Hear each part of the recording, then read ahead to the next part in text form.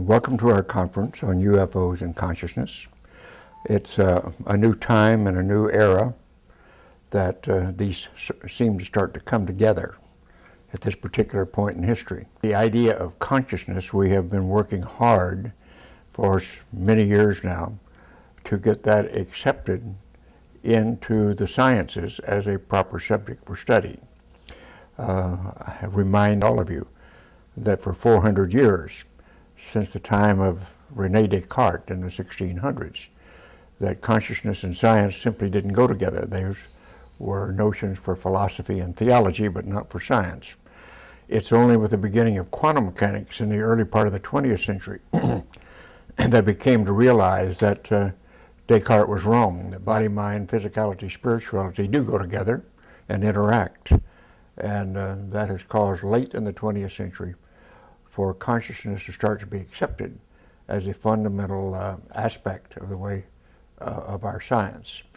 Now if we shift over to the UFOs for a moment, the fact that our venturing into space with our local space program and going to the moon has helped us get instrumentation in space that helped us see the universe in a totally different way, and to be able to get pictures of great distances and galaxies and galactic clusters that are billions of years away and billions of light years away. And we are starting to see how much more expansive the universe is than we ever thought it was. And the idea that we're alone in this universe and its immensity is absolutely an archaic idea that we can no longer hold on to.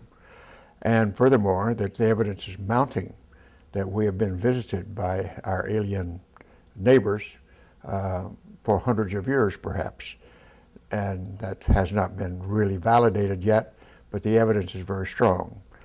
And so it's time that we as humans here on Earth start to understand and open our thinking and our doors to this type of phenomenon, and to understand that we're just one of a community of star systems and galaxies and planets that have living beings on them, somewhat like us.